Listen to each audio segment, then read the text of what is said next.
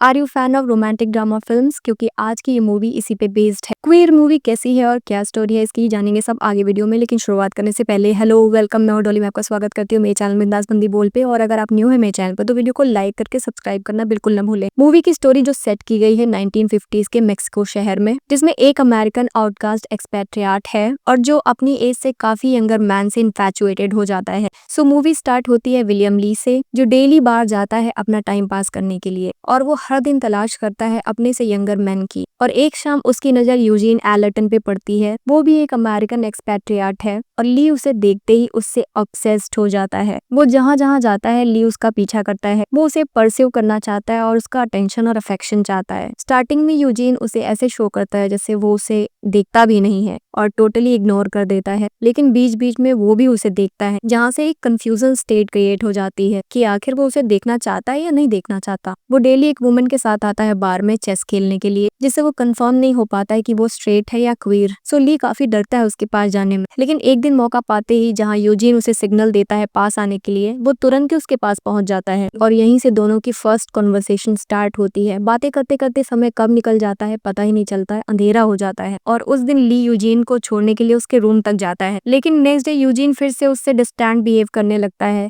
Like उसे जानता ही नहीं। लेकिन ली फिर भी उसके पास जाता है और उससे अजीबोगरीब बातें करने लगता है, जिसमें यूजीन को कोई इंटरेस्ट नहीं होता। इस पूरी वन वे कॉन्वर्सेशन में क्लियरली दिखता है कि ली उससे कितना ज्यादा बात करना चाहता है, वो कितना ज्यादा ट्राई कर रहा है। वहीं यूजीन उसे भाव ही नहीं देता, लेकिन वो उसे जाने भी नहीं देता और बिना वजह की बातें करते हुए दोनों ड्रिंक करने लगते हैं। ड्रिंक करते करते काफी लेट हो जाता है और जब ये दोनों बार से निकलते हैं तब कोई भी टैक्सी ड्राइवर इन्हें अपने कैब में बिठाना नहीं चाहता, क्योंकि दोनों ही मैन होते हैं। तब ली उसे इनवाइट करता है अपने घर में, क्योंकि उसके पास ब्रांडी का एक न्यू ब्रांड है और ये दोनों वॉक करते हुए ली के रूम तक जाते हैं। जब यूजीन ली के रूम में पहुंचता है तब वो फर्स्ट थिंग जो नोटिस करता है वो यही होता है कि ली एक ड्रग एडिक्ट है, लेकिन वो उससे कुछ कहता नहीं है, ना ही कुछ पूछता है। उधर ली काफी नर्वस हो रहा होता है, वो ऐसे बिहेव करता है जैसे कोई टीनेजर हो। और फिर ये दोनों ड्रिंक करते हैं जहाँ यूजीन को वॉमिट हो जाता है। इस पूरे सीन में एक चीज क्लियरली दिख रही होती है कि ली उसे कितना ज्यादा टच करना चाहता है। वो कब से इस मौके की तलाश में था कि वो उसे कब टच कर पाएगा और फाइनली आज वो दिन आ जाता है।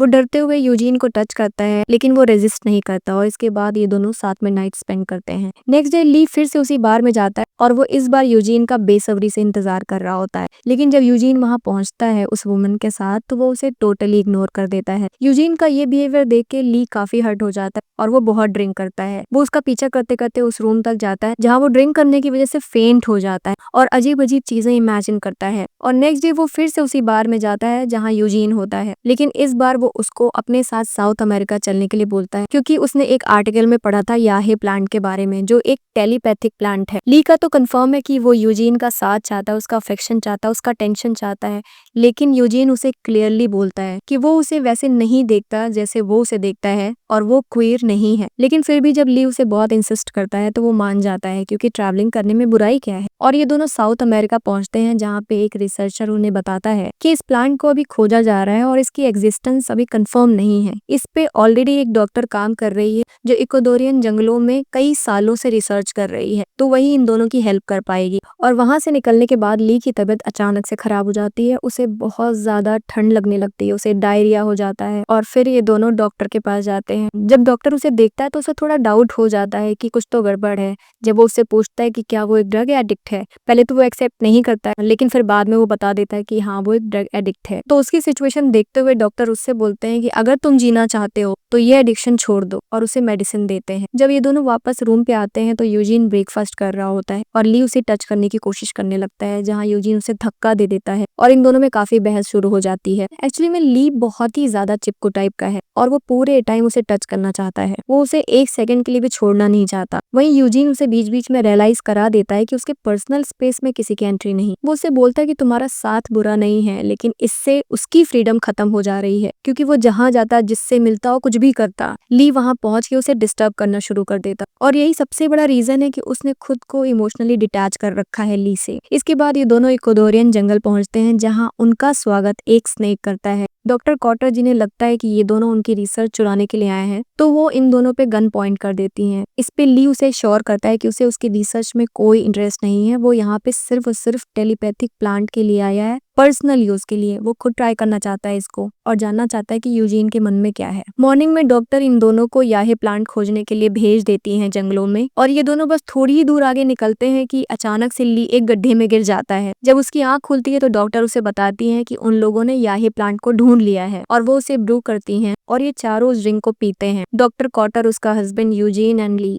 ये ड्रिंक पीने के तुरंत बाद ही ली यूजीन से पूछता है कि क्या उसे कुछ फील हो रहा है, तो इस पे यूजीन जवाब देता है कि नहीं, उसे कुछ फील नहीं हो रहा है। इस पे ली हंसने लगता है और बोलता है कहीं उस डॉक्टर ने हमें बेवकूफ तो नहीं बना दिया, नॉर्मल सी कोई लकड़ी बॉयल करके हमें पिला दिया या है बोल के। और इसके तुरंत बाद ही इन दोनों के मुंह से इनके हार्ट निकल आते हैं और देखते ही देखते दोनों को हेलुसिनेशन स्टार्ट हो जाते हैं। दोनों बिना बोले टेलीपैथिकली कम्युनिकेट करने लगते हैं और इनकी बॉडीज आपस में मेल्ड होने लगती है। ये रात कैसे बीतती है ये तो यही दोनों जानते हैं। ये एक्सपीरियंस इतना खतरनाक होता है दोनों के लिए कि वो कुछ समझ ही नहीं पाए कि आखिर हुआ क्या। यूजीन उससे बिना बोले बोलता है, I am not queer, I am disembodied. और यही सेम सेंटेंस ली ने अपने सपने में देखा होता है। ये एक्सपीरियंस दोनों के लिए इतना खतरनाक होता है कि नेक्स्ट मॉर्निंग यूजीन और ये दोनों पैक करने लगते हैं वहां से निकलने के लिए। तब डॉक्टर उससे बोलती है कि उन्हें कुछ दिन और रुकना चाहिए फर्दर एक्सपीरियंस के लिए, लेकिन यूजीन का एक्सपीरियंस काफी शेकन होता है और अब वो इससे ज्यादा नहीं झेल सकता। वो वहां से पैनिकली निकल जाता है और ली भी उसके पीछे चला जाता है। 2 साल बाद का सीन दिखाते हैं जहाँ पे ली फिर से मेक्सिको सिटी आता है, जहाँ उसे पता चलता है यूजीन साउथ अमेरिका में है और वो एज ए गाइड वर्क कर रहा है वहाँ पे। वो तब से मेक्सिको शहर वापस नहीं आया और उसी रात ली फिर से इमेजिन करता है कि यूजीन उसके बगल वाले होटल में है। जब वो उसके रूम में पहुंचता है तो वो एक ग्लास अपने सर पे रख लेता है,